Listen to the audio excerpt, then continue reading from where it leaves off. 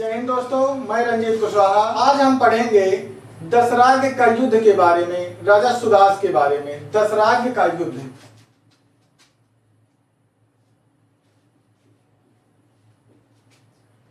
दशराग्य युद्ध के बारे में। दशराग्य युद्ध के बारे में हम आज जानेंगे कि राजा सुदास कौन थे। राजा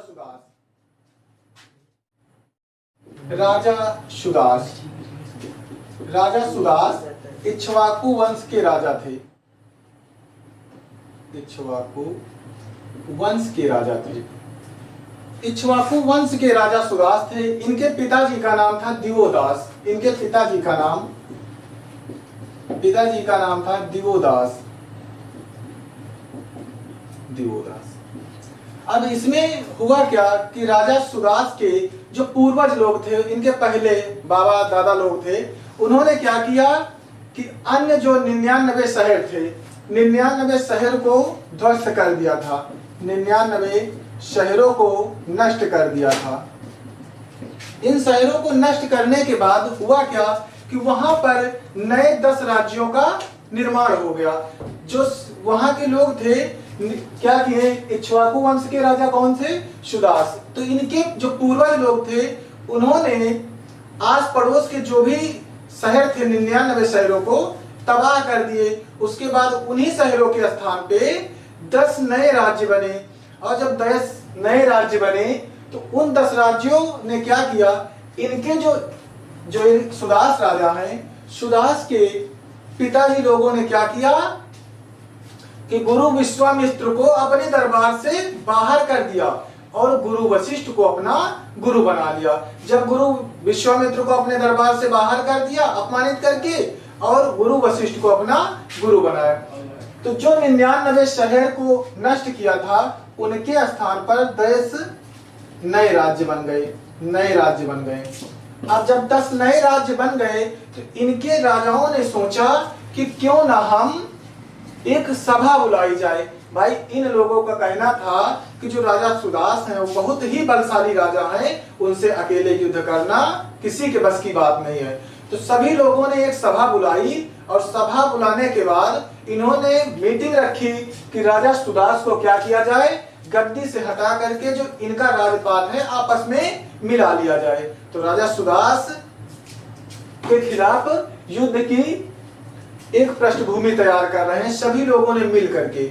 और उस युद्ध का जो इतिहास में वर्णन किया गया है ऋग्वेद के 7वें मंडल में। ऋग्वेद के 7वें मंडल में इस युद्ध का वर्णन किया गया, दशराग्य युद्ध। दशराग्य के युद्ध का वर्णन ऋग्वेद के 7वें मंडल में किया गया। राजा सुदास एक तरफ थे और 10 राज्यों के राजा एक तरफ थे। ये युद्ध जो लड़ा गया है, परुसड़ी नदी है, परुसड़ी नदी, जिसे हम रावी नदी के नाम से जानते हैं। जैसे पूछा जाए कि लाहौर शहर किस नदी के तट पर है, तो रावी नदी के तट पर। इसी का पुराना नाम है परुसड़ी नदी। इसी रावी नदी के तट पर दशराग्य के युद्ध हुआ। तो 10 राजाओं ने मिल करके जब युद्ध किया तो राजा जो सुदास थे, ये 10 राजाओं को हरा दिए, और हराने के बाद अपना राज्य वर्चस्व बनाए रखे। तो यही जो दशराग्य का युद्ध का क्वेश्चन यही से बन सकता है कि राजा सुदास किस वंश के राजा से? तो इक्ष्वाकु वंश के राजा थे। इनके पिताजी क्या थे?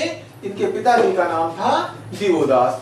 अब देखना कि जो दशराग्य का युद्ध हुआ है, परुसड़ी नदी पड़ती है, परुसड़ी जिसे हम रावी नदी के नाम से जानते हैं, इसी के तट पर दशराग्य का युद्ध लड़ा गया। गुरु वशिष्ठ को अपना गुरु राजा सुदास ने बनाया।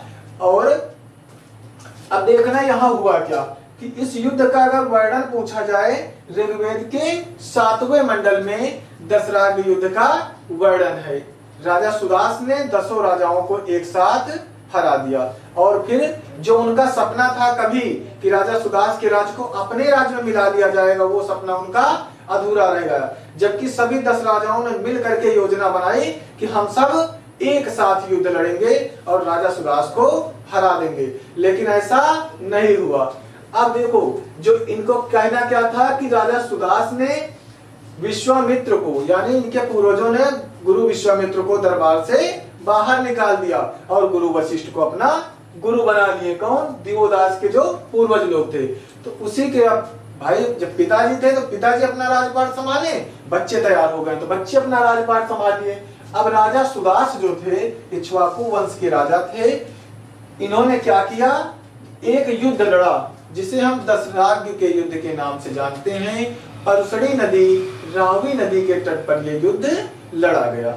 ये थी राजा सुदास की कहानी, जो कि इक्ष्वाकु वंश के राजा थे, बहुत ही बलशाली राजा थे। इन पर 10 राजाओं ने मिलकर के युद्ध किया, फिर भी राजा सुदास ने 10 राजाओं को युद्ध में हरा दिया। तो ये हम आज जाने हैं कि राजा सुदास के बारे में। जय हिंद साथियों।